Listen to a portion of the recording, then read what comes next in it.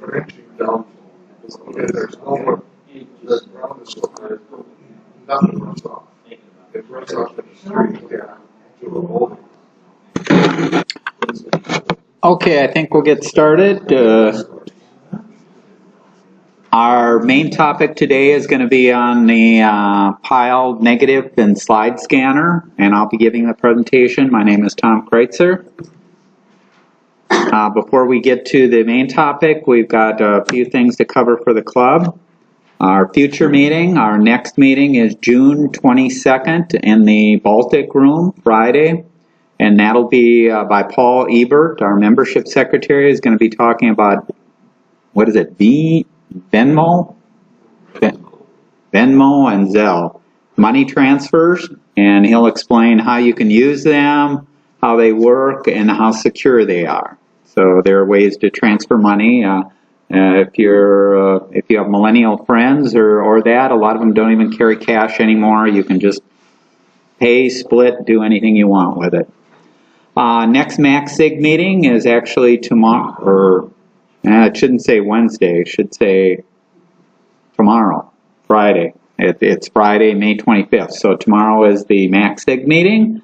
And then also a note to put on your calendar, the picnic has been scheduled now. We're scheduled for July 18th, Wednesday, July 18th, and we'll be back at Battle Creek Park.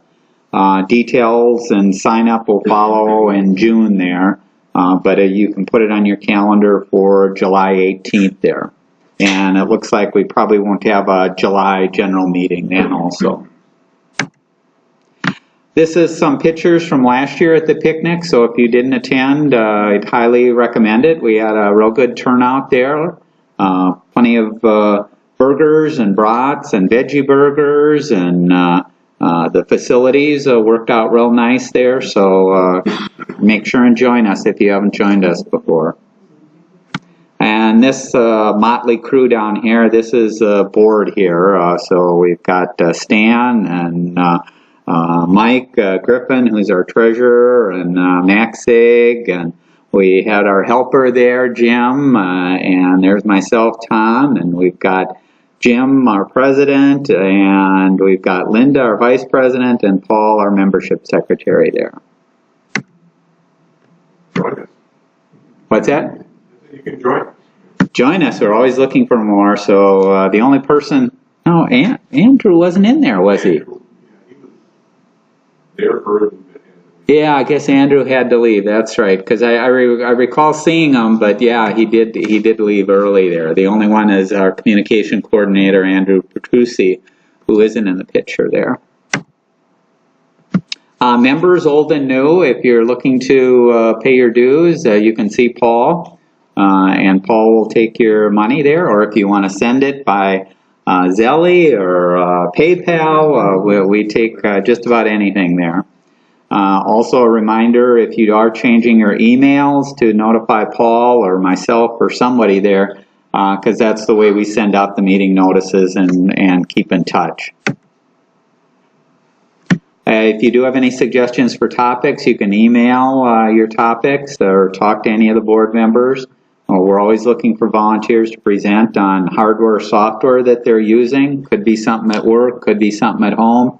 If you don't want to present, we do have a monthly eBytes newsletter, and we're looking, if you have a long or a short article, that would be great too. Website, we post our handouts, and our slides are all from the past meetings, so if you did miss any or just want to go back and look at one, you can do that. Most of the meetings we do record. It records the screen and the audio, so you can go out there and view those. We also have our deals section, our eBytes newsletter, and that's the URL. It's also on the handout in the back there. Any club questions before we get to the main topic? Okay. Okay, our main topic today, I mentioned, was this Pyle 22 megapixel film scanner. And we'll start out by saying that a lot of us have multifunction printers there. that also do scanning, and that works great for photographs or documents or things like that. But those scanners can't work with slides or negatives. So if you want to do slides and negatives, you do need a special scanner or a way to do that. And because the slide or the negative, you need a light source behind it, and your multifunction printer does not have that capability. Over the last 20 years, I've had 3 different negative or slide scanners, and I've ended up scanning thousands of images manually there. It can take some time, especially with the older scanners that took longer to scan each image. But I've done quite a few over the years, from old slides that I've had myself and negatives to my parents and other relatives that have had old images there. The biggest problem that I've had with some of the old scanners is they only work with 1 or at most 2 versions of Windows, and then you need to replace it when you upgrade Windows. The reason for that is a lot of the scanners had device drivers or drivers written specifically to transfer the image from the device into the Windows and make it available to software, which was then loaded in Windows. And those drivers, in order to make them as fast as possible, usually bypassed certain functions in Windows. So whenever a new version of Windows, a 32-bit version of Windows or a 64-bit version of Windows would come out, all of a sudden these scanners and the drivers wouldn't work anymore. So I think the makers of the scanners kind of planned it that way because it was their opportunity to sell you a new device then. And so when a new version of Windows would come out, they'd basically say, sorry, we aren't updating our driver or creating a new driver. You'll just have to buy a new scanner there. So that's been one of the pitfalls over the years of owning a scanner there. This is a picture of my first slide and negative scanner. It's a Visioneer flatbed. I used that from 2002 to 2010. Cost me $59. Rather large footprint, so it was about this big.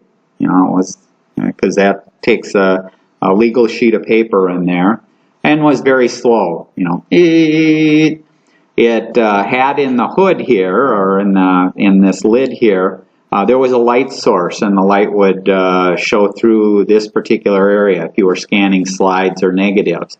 And you could load a carrier, and that carrier had 3 slides or 4 negatives could be loaded in there, and it could scan those 3 or 4 at a time. Slow, took up a lot of space and that, but when the version of Windows came out, it was no longer supported, and in 2010 I ended up buying another scanner, a new scanner there. This is the Ion scanner, and I used that from 2010 to 2017. Somewhat similar to this. This is the current unit that I have. Relatively small, 4 inches by 4 inches by 10 inches. So this previous one was a little bit taller there. Cost me $30. It's good for a small number of scans. The way it works, and the way this new one works, is you have a camera kind of situated at the top of the box here.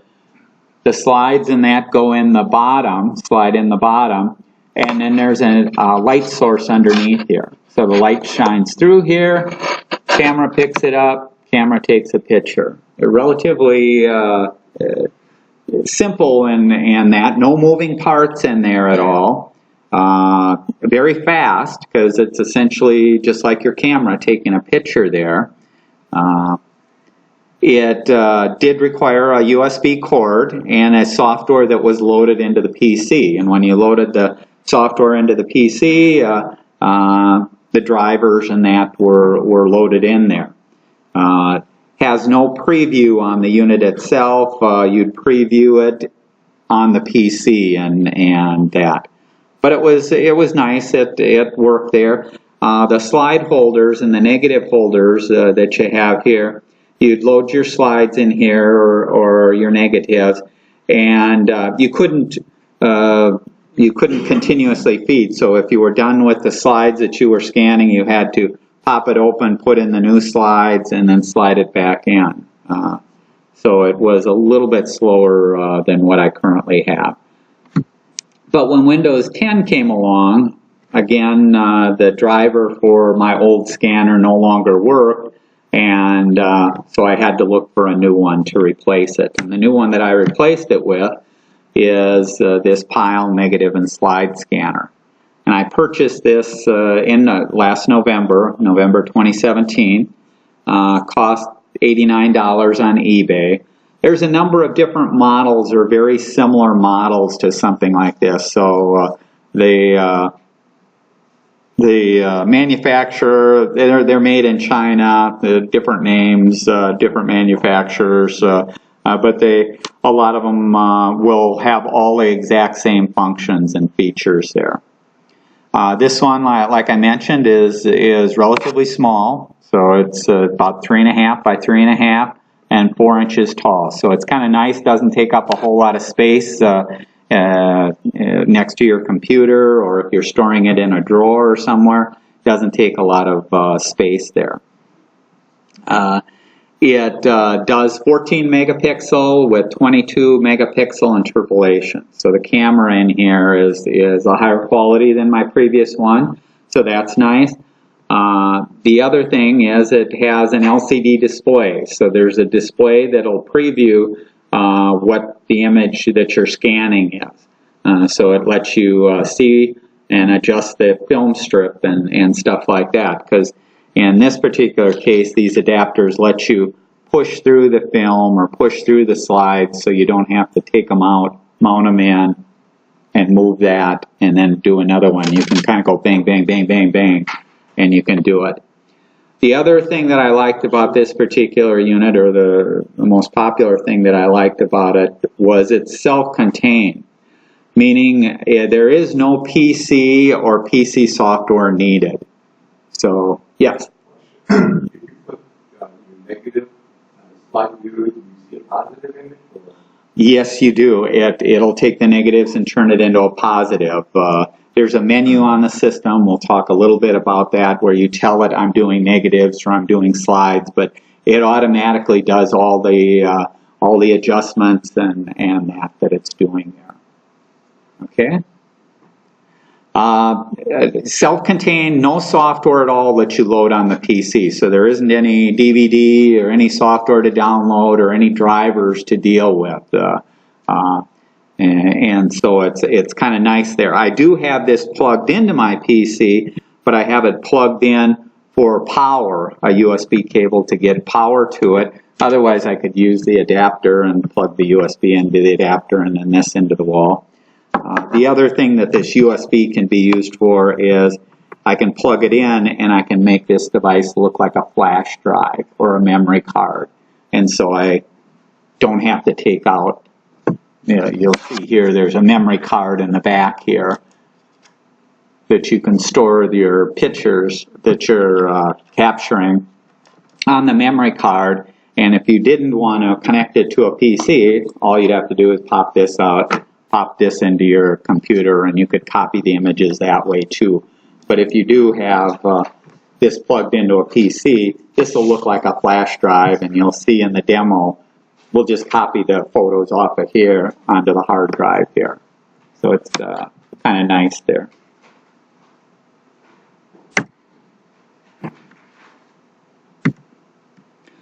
This is what you get when you get the unit. You have the unit itself. It has a 2.5-inch LCD screen here, and this is going to show you the image there. You have a bunch of buttons, 5 buttons up on top. This is a power button, an OK button, a scan button, and a couple of navigation buttons to let you change some of the settings in that. What you also get with the unit itself is you get wands. You get a couple of wands there to clean the inside of the mechanism in case it gets any dust or lint or dirt in there. You don't want that. on there, because when it's taking a picture of that, you'll end up with that magnified 10 times or 100 times, whatever you're blowing it up to there. So you want to keep it clean. You do have a USB cable here. This is for the power there and for transferring. You do have a power supply if you didn't want to plug it into a PC or wanted to plug it into the wall. You were taking it over to somebody's place and they didn't have a PC.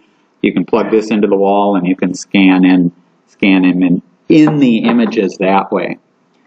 You also get a little cable here, and this little cable is it has a composite output here that you can plug into a number of TVs. So if you wanted a larger screen than the 2.5 inch, you wanted to preview and you wanted a bigger screen and you have a TV or a monitor, you could use this, and the image, and instead of showing on here in this little screen, it would show up on your TV and your larger screen there. And then what you get is you get a series of adapters here, and these are different adapters for negatives, for slides, if you're doing 110 or Super 8. So these all kind of fit together, and depending on the size of the film and what you're doing, you use the appropriate adapter there. Tom? Yes? Was one of those adapters capable of 2 1/4 by 2 1/4? No. I'll go through the largest size that it'll do is 35 millimeter. So 135. You can kind of take a 2 1/4 if it is small. If you can crop out and do some things, you could get it. You could get it, but this isn't made for 2 1/4. Some of the features I mentioned, it is Mac and PC compatible because there's no software that you're loading, so it'll work on anything there. The file format for the output is a JPEG file. It's powered by the USB cord, or you can plug the USB into the 5-volt USB adapter there. I mentioned that there's an SD card on here, so there's an SD slot, and you can pop in the memory there and store it. Doesn't come with SD, but does come with internal memory. There's 128 megabit internal memory that is with the unit, and that'll store roughly 50 images. So if you're just going to do small batches or things like that, you could get by without using an SD card at all even. You can store it internally. But if you're going to do a bunch of them, you can you put in an SD card, and then it'll write them to the SD card. I mentioned that these work by having kind of a camera here and then a light source down below. It has automatic exposure and color balance, so similar to a camera, whether it's your phone or a point-and-shoot camera. It'll adjust to the different, whether it's really light or really dark or stuff like that. It'll do automatic exposure control and balance. There's also manual settings, so you can go in and actually change those too. Composite TV output, I mentioned that. If you don't like the 2.5 inch LCD and want a larger preview, you can hook up a monitor and see it that way. Brushes to clean the lens, I mentioned that. And then this is what you were asking about, did it support 2 1/4 inch or 2.5 inch negatives and that? No. It's 135, 126, 110, and Super 8 film stills. You can preview it on TV. Is it clear or is it kind of pixelated? I haven't used it at all because to me it's a case of I use the monitor to make sure I've got it basically aligned, scan it, and you'll see how I kind of operate there, where I scan the stuff, bring it into the PC, and look at it on there and see. But I would imagine that it should be a good quality. I don't think it's going to be 4K. It's not a 4K picture or anything like that, because composite is pretty basic if you're familiar with the single video output there. Okay. Yep. We're not able to do movies with this, are we? You said Super 8 film stills. That means one frame at a time. One frame at a time, yes. This isn't doing movies. I mean, although you could put it in, and if you wanted to capture a single frame there, you can capture a single frame. And that would work both for Super 8 and 8, because the difference between, if you're familiar with the size, they're both the same size. It's just the sprockets and the item, when you turn it on, does have a menu that shows up on the LCD screen, and with the buttons and that's how you configure it. You can go directly to capture mode, and that's where you capture your images, but you can also adjust the brightness, the color, mirror, or flip. So a lot of the color balancing and things like that you see in photo packages, you have the ability to manipulate that here if you wanted to do more exposure or change the color so it's more of a tint of green or get rid of a tint of green. You could play around with some of the stuff there. The unit itself, through the menu, you tell it whether it's a negatives that you're working with, slides, or black and white. And this gets to the question of, well, what does it show you on the screen? Well, once you've identified what it is, it knows what to flip. If it has to do a negative, if it's a positive, or black and white. Black and white isn't the same as a color negative. It uses different algorithms here. You can also change the resolution from 14 megapixel to the 22 megapixel interpreted there. USB, you can put it in USB mode, and I mentioned that where if it's plugged into a PC or a Mac and you put it in USB mode, now it looks like a USB storage device. And so you can easily copy all the pictures that you may have on your SD card or stuff like that. So as you're scanning or doing things, you can scan a bunch and easily copy them then to the PC and work on them there. It also has a playback mode, and this gets to, you could use a monitor and the cable to do a slideshow up on the TV, but I haven't used that capability because why use this if you've got a PC? And I do editing within the PC and then post it to sites like Google Photos or things like that where I can then do slideshows and other things there.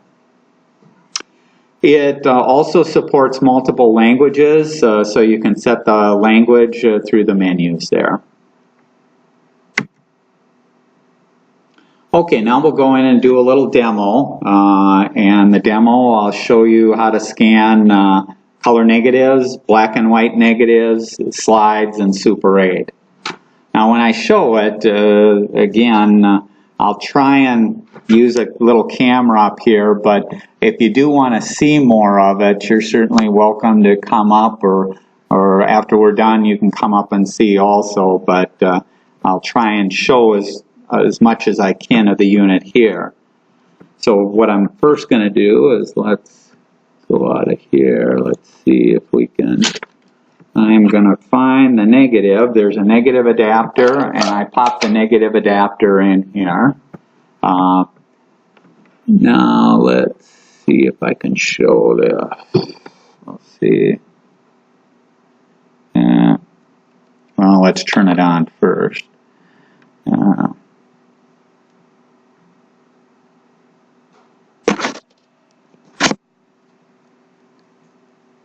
So when it turns on, it's got a relatively simple menu there. And the simple menu, let's see if I can operate this backwards and upside down. I'm now at film, so it's got the film settings here. And if I do an OK, it then asks me, do I have slides? Do I have negatives? Or is it black and white? And so this is where I can do the setting, and I'm going to do negatives. In this case, we'll start out. Then it asks me what size are the negatives. Is it 110? Is it 126? Is it 135? And going to select 135, and now it's actually gone into its capture mode. And in its capture mode, let me get a slide here, I mean a negative. So I take my negative, and I'll talk a little bit about some tips and after we're done with the demo there. But you want to be careful with your negatives. You don't want to be touching the main area with your finger. You'll get grease on there. I recommend using cotton gloves so that you don't transfer grease and that you aren't. If you transfer grease on here, it's going to pick up dust and lint and dirt very easily there. So you want to be very careful with it. You want to make sure that the slide is clean. You can use, be very gentle with it because you don't want to scratch your film, but you want to make sure that there isn't dust and lint on here. So I've just cleaned this a little bit. I recommend also using a can of air to spray off and to clean stuff, and you can also use the can of air if you do end up with lint in that inside the unit itself to clean the unit. Once you're sure that the slides the negatives in this case are clean, all it is it's a matter of taking this and it just slides right in. Now you want to be careful sliding it in because you don't want to jam it, or you could be scratching your negative. And when I put it in here, you can't see the picture too well. The picture actually is pretty decent on here, and you can move this back and forth to make sure that it's framed accordingly.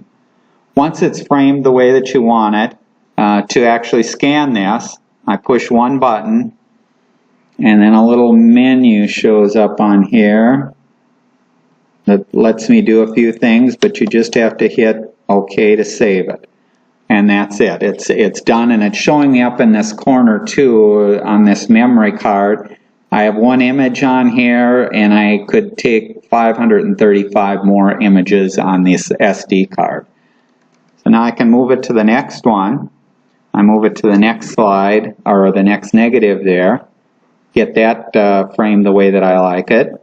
And then do my scan, do my OK, move it to the next one, scan, OK. So it takes, roughly a second to move it and scan and capture it there, because again, it's camera taking a picture of this image that it has there. So there I did 4 of them there. Let's do a few more here. And most of these are from, I believe, the late 70s. So these are quite old. Capture.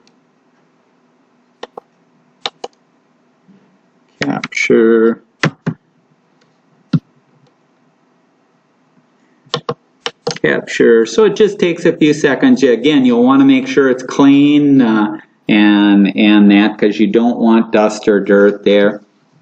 And if you see in the preview, like here I've got a picture, you'll see that I'm taking some basketball shots. Oh, we got that coming up, popping up there. We've got some basketball shots. Well, here's a referee that got in my way. Well, I don't need that picture. So we'll skip that one. So you can do basic editing here by saying, oh, I don't want that one. I want to skip this. But in general, when I was going through doing them, I was pretty much capturing everything. And then I'd bring it into the PC and then decide what I wanted to keep and what I wanted to get rid of there. We're just amazed that you kept your negatives. What that? We're amazed that you kept your negatives. Oh, I had books and books and books, and by date. So the ones that I had, the ones that my parents had, shoebox. All out of order, but I was glad that they had some. So you're still far more organized than I am.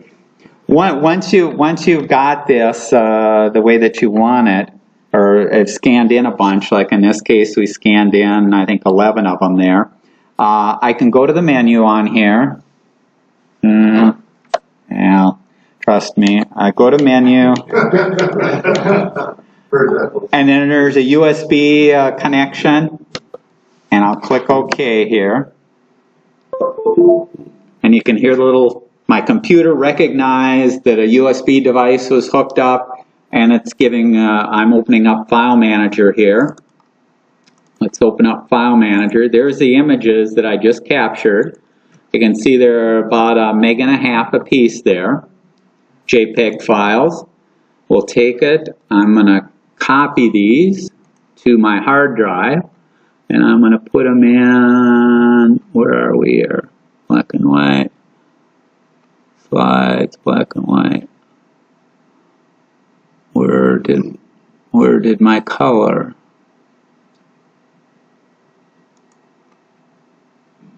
Color. Well, seem to have lost my color photo.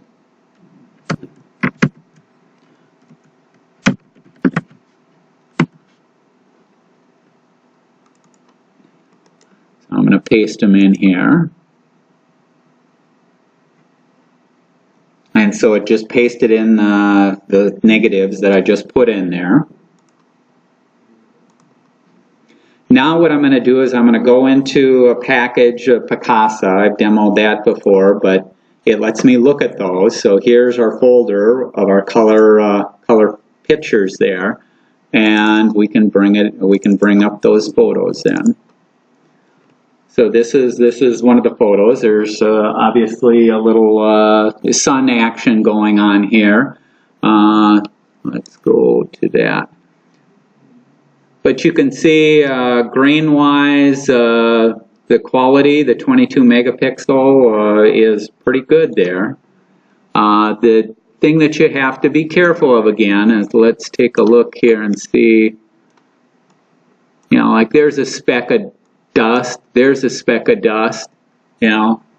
Minute specks of dust turn into big things when you blow it up this big. Now certainly you don't see it on here, but chances are if you go through or just take your negatives out of the shoebox, you'll have hair on there, you'll have lint on there, you'll have all kinds of things on there. And especially if you've touched them with your fingers and gotten grease on there, it's just attracting all the dirt and dust that you have there.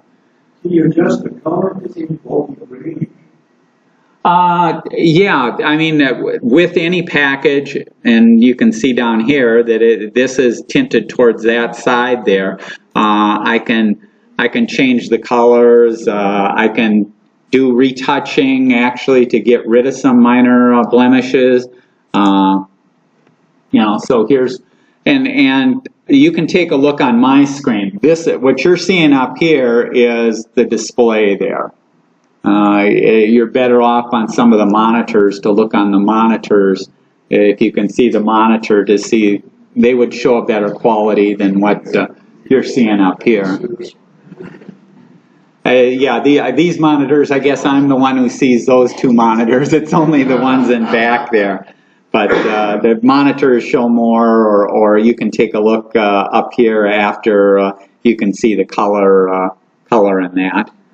But yeah, let's, and so it's gonna capture what you have. Here you can see, well, there's a spot down there, or there's some dust. That's a bigger piece there. So you're going to end up with dust in that. Now the question is, do you go back and clean it again and rescan it, or do you try and edit it within the package? You can do it either way. Or if you're cropping, you'll see in my tips, when I talk about my tips, one of the things I recommend is go in and start cropping. My mother took this picture, and she's notorious for getting far back or getting a thumb or something in there. But you can go through, now's your opportunity to go through and crop some of this stuff and, you know, fix the color and get it the way that you want it. If it's not quite at a good angle there, you can change the angle and you can get things to work there. So this is St. John's Abbey. You can see there's a speck of dust, especially on black. Black, you're going to see any dust or anything. There's a little fiber there that's showing up in there, and that's why you want to get it as clean as you can get it to be able to get the best image there.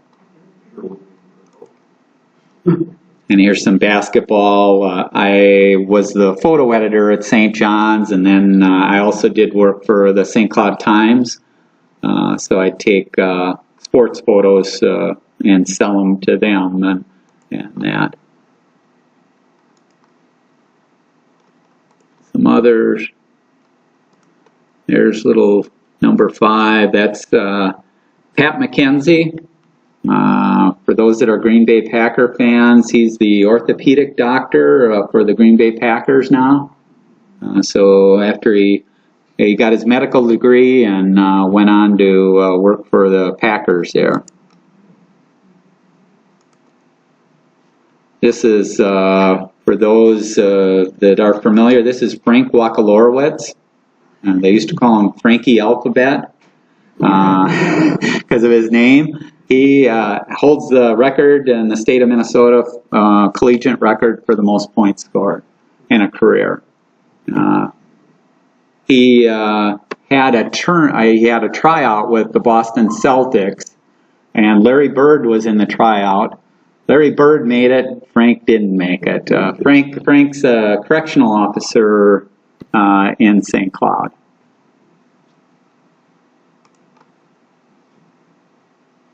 These pictures are a little more grainy. Actually, if we blow this up, you'll see the grain in here. For those familiar with color film and that, it's hard to shoot indoors and stop action. And so I had to push the film, which means that you're shooting at a higher ISO rating and then getting it developed longer. I develop it longer, and that causes more grain in the film. But if you're dealing with low light conditions, that's about the best that you can do there, if you want to stop it and not have blurs or other things going on there. So here's Pat McKenzie again. I'll lay up there. But you can see the quality is very good. I think it's very good, and certainly acceptable for viewing of old photographs that you may have taken and things like that in there. So let's go back. So let's put this down. So let's, I'll switch over and do a few black and white, and you can see what that looks like. And again, I use the same holder here. The only thing that I do here, though, is I go in and change it to black and white, the film type from color negatives to black and white. And when I do that, let's quickly, again, you want to make sure that your negatives are clean. Get as much dust and dirt off of there as possible. And let's pull up.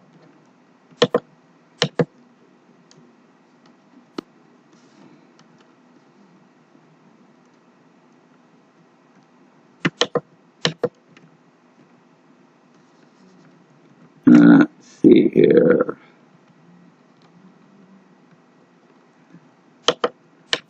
I'll capture a few of these. I won't go through and do all of them. Let's see, what do we got here?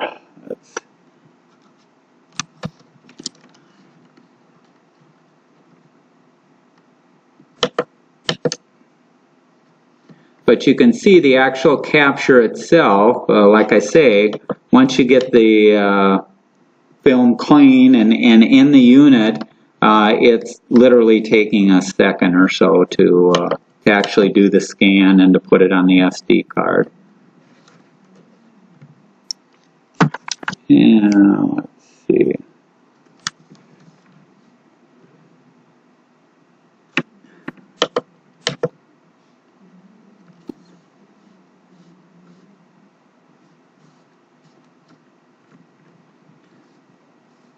Okay, one more error we'll get.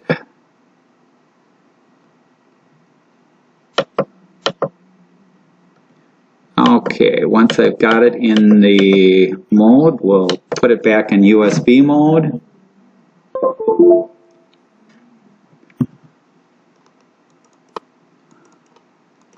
And I did 8 of them there, so we'll take those and we'll put them in here.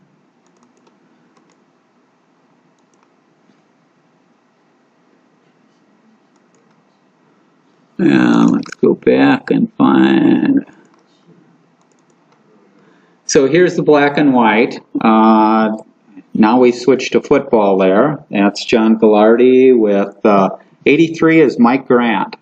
So that's Bud Grant's son, who's now the coach at Apple Valley. He played at St. John's when I was there. A couple of football. And again, you go through here, you can fix the colors, you can retouch, you can see there's a few spots there. If your negatives are really bad, if you've got water spots on it or they've been some mold or things like that, they do make film cleaner, and the film cleaner, you have to be very, very careful with film cleaner, but it can clean off the spots and restore your negatives a little bit. But again, you have to be very careful because the emulsion where the negative is very thin, and if you push too hard or you have a speck of dirt on there and wipe it with a cloth, you can just grind off the image that's on there.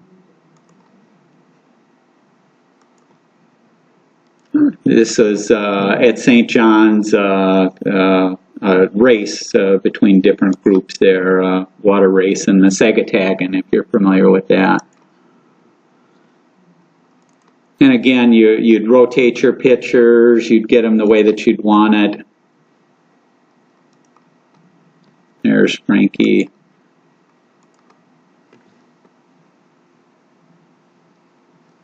So the black and white negatives, same type of deal that we did for the color there.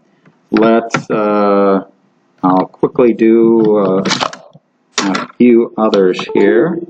We'll do the slides. So we'll do some of the slides there. And again, I have to change my unit itself. I'm going to tell it that we're now doing slides. And again, you tell it what size it is. And for the slides, I have to put in a different slide adapter. It's slightly different. And for the slides, what you do is you slide them in one by one. So you can continuously feed your slides. Just make sure that you've got it aligned. And we'll scan that. Let me get another one.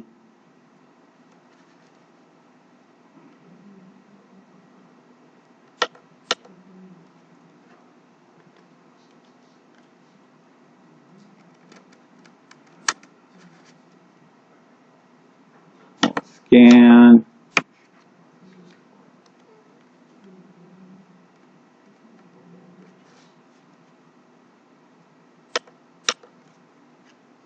And again, you'd make sure that your slides are clean, get any dust or lint off of there as much as you can.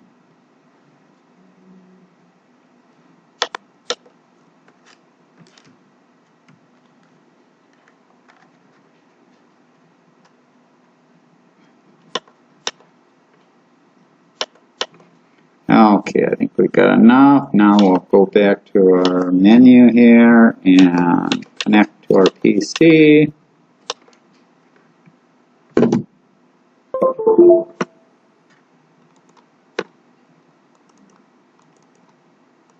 So we've got 6 slides here. We'll copy those. And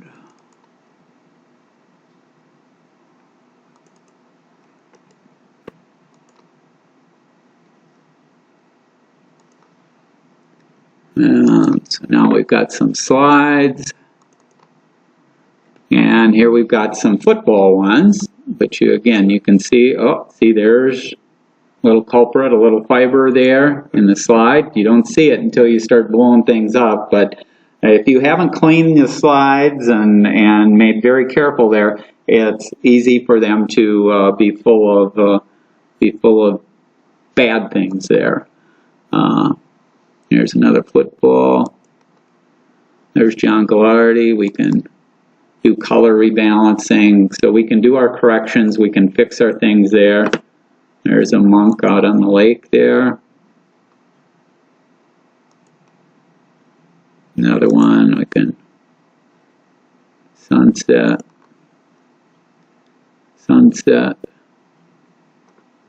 But you can see, and again, if we look in here, I'm sure we can find some dust, and yeah, there's an abnormality there. You can find problems there if you don't clean your slides off and make sure that everything's as clean as can be there. Let's go back here. One other thing I'll show is I'm not showing Super 8, but I did scan a couple of them in here off of Super 8. And Super 8, in case you're not familiar, is really tiny there. So anything that you have, you can see it's not real sharp. I mean, it's better than nothing. Certainly it's better than nothing, but it's not like you're going to take a Super 8 and get that perfect Christmas picture or stuff like that. It's more a case of, you'll get an image, but it's not going to be the greatest image that you want. But it will do as good a job as it can with that small size, because this is an example here too of a slide. This is a 110 slide. For those not familiar, you can see the difference, a little tiny image there. Not much in size there, so the quality and the grain that you see is going to be much higher on these images there. Okay, let's go back.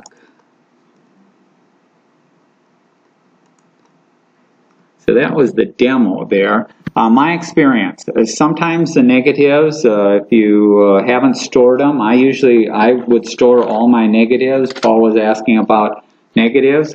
I actually put them in sheets like this. And these are actual negative storage holders, one negative per slide there. They don't get scratched. They're there. You can hold them up.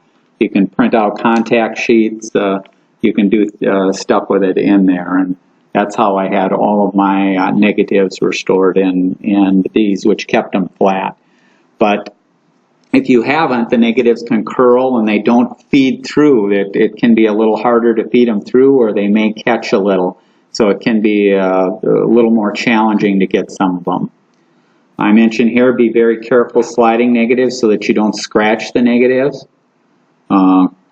Quality that you get out of this is good for the price. Certainly there are better units that cost hundreds, if not thousands of dollars. You can get slide scanners and negative scanners that are thousands of dollars. So, but for less than $100, if you've got a bunch of old negatives and slides, it's well worth the investment to use there.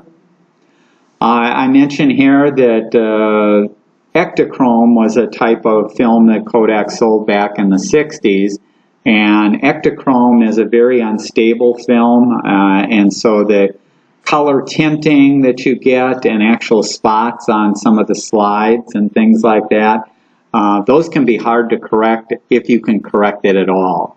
And some of them I couldn't correct them at all. And if you do run into a situation like that, don't try and spend a lot of time correcting them. I just turned them into black and white photos. If you turn them into black and white photos, they'll look good as black and white photos. You'll just never be able to get them to look quite right as color photos there. So it's just something to be aware of there. It's relatively fast. Most of the time that you're going to spend doing this is going to be spent trying to organize and clean them. It's not the actual scanning itself that takes time. It's organizing them. If you don't have them by year and stuff like that, it's going to take you time there. If you have good photos of your negatives, so if all your negatives you have in an album and the album is in good shape, I'd scan the photos instead of the negatives. My ease of working with and quality there, I actually like the scanning of the photographs better than the negatives there. And you don't have to put up with the dust and scratches and film curl and stuff like that you have with negatives. But if you don't have that image printed out, certainly use the negatives and get it that way. Yes? So if you're going to scan your existing photographs instead of negatives, use a flatbed scanner, or what do you use for that? Yeah, a flatbed scanner will work fine for scanning your photos and stuff like that. So if you have a multifunction printer with a scanner on there, most of those, well, everyone that I've seen can scan it at least 600 dots per inch. And if you scan at 600 dots per inch, you're going to end up with a nice quality picture. Okay. Make sure and stay as dust-free as you can. Wear cotton gloves. I mentioned the cotton gloves to keep the grease off of whether it's slides or negatives. If you don't have a pair, you can buy them at eBay or Amazon for $1 to $2 a glove, so well worth the price there. Clean the negatives and slides. Use an air can or a brush to clean there. Make sure you have the slides in the proper side up. So both the negatives and the slides, you want to make sure you have in the correct deal. You don't want to be having them upside down. Not only will numbers or letters be off, but also you're not getting as sharp a picture as you can, because all the focus and everything is geared towards the emulsion being on the bottom side of what you're capturing there. Sequence the photos before you scan, if possible by month and year. That's just going to make it easier than trying to sequence them after. Remove duplicates or photos that you already have. And again, no sense scanning or spending your time cleaning stuff up with stuff that you have. Make sure the scanner itself is kept clean and free of dust, and clean it if needed by air and with the brushes that come with the unit. Don't touch the slides or negatives, handle by the edges. Clean the dust and smudges before you scan them. Again, the air can. Have the slides the proper side up. I can scan about 60 slides or negatives an hour. That's with cleaning them and scanning them. So it can go fairly fast. Now again, if you've got thousands of slides, you can do the math. You're not going to get everything done in an hour or in a day or even in a week. You do a little bit here and a little bit there, and that's how you capture it. For the enhancing and cropping, there's obviously lots of packages out there. They range from 0 to 500. We've had Jim Beardsley has talked about Adobe Photoshop and its online versions. There's numerous packages. I still use Picasa because I haven't found anything better. Picasa isn't being updated, but it still works, and I can still do everything that I need to do there in terms of enhancing, cropping, changing dates, renaming. All the stuff that I need to do is in the package there. And it's still, Picasa is still available?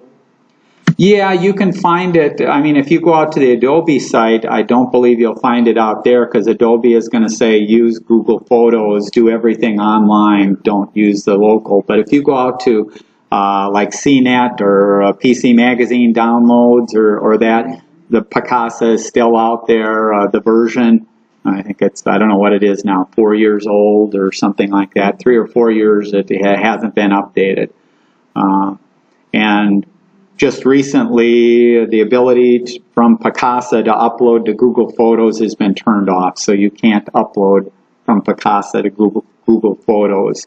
But you can, within Google Photos, I can edit everything exactly the way that I want, I can save that to a directory, and then I can go into Google Photos and I can choose the photos to upload and put in Google Photos. So you can still move your stuff that way.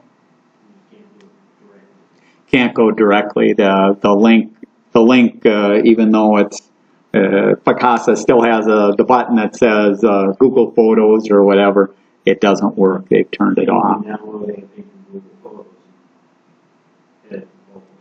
Right, you can download from Google Photos and bring that into Picasa, similar to what we just did with the scanner. So you can still use it. It's just not as convenient as it once was. I mentioned here are some of the things that I tend to do when I'm scanning. I start by selecting images that need to be rotated. I rotate them to get them in the right direction. I then edit the pictures. I use the alignment of Google Photos to straighten it out. I'll crop it. Almost every image I'm cropping, so don't leave distracting things, or get people as big as you can get them, and so don't be afraid to go in and crop your photos. It just makes it better for everybody who looks at them in the future. I usually auto-correct the levels using the I'm Feeling Lucky button. I can sharpen it. If it does look bad, I can sharpen it in the Effects tab, or I can go into some of the other modes, SEPA and stuff like that, sepia, and do some work there to clear it up there. You can retouch if it has some minor dust and stuff like that. Otherwise, just rescan it. Then move on to the next image. So it shouldn't take you more than 10-20 seconds to work on an image to get it as good as you want it, and then move on to the next one. Naming, I recommend that you rename all your photos. So this unit, start calling them scan 001, 2, 3, 4, and it'll keep incrementing it up there. That's a bad name or not a good name there. Rename it. I recommend year, month, day, and then a number there. This lets you sort your images by the file name and get them in the correct order. You can usually find a date on slides and that, or you just have to make your best guess and put a date on there.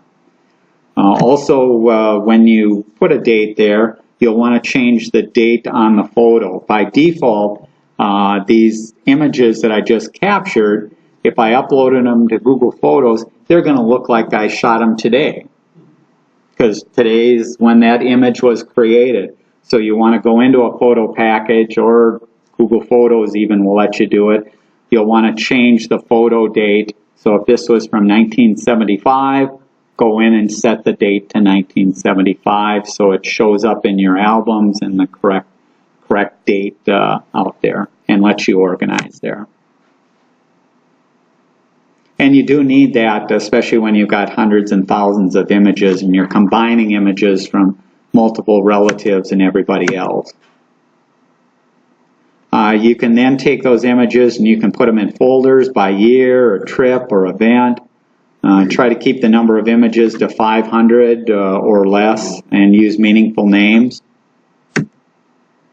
Back up your images. I back up both to an external hard drive and to Google Photos, so I have it in 2 spots in case anything ever happens or that.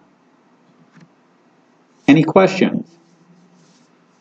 I noticed you kept switching back and forth. Can you scan directly into the computer? No, can't scan directly into the computer. The menu, you have to go to the menu to connect it to the computer, and when you're connected to the computer, then it can't scan.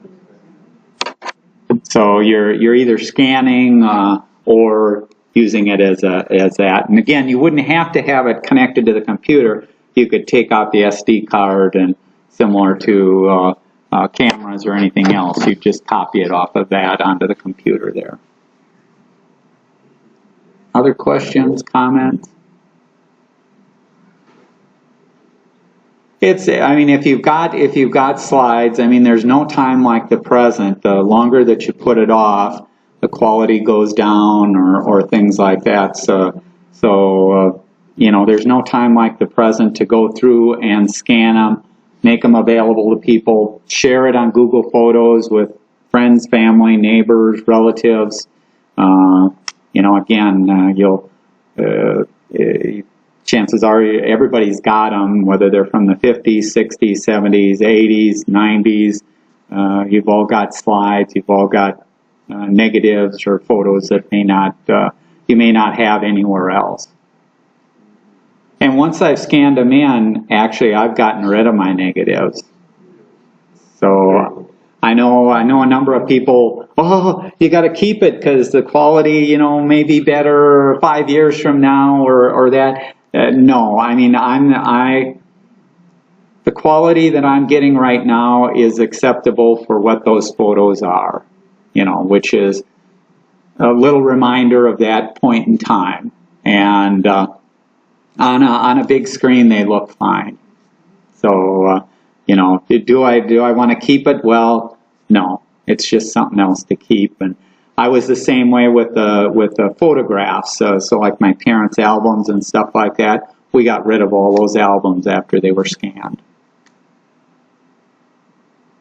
Okay, any other questions? Otherwise, thanks for coming.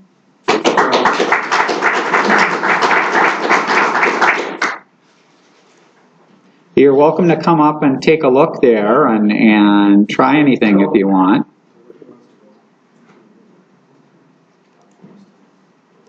No.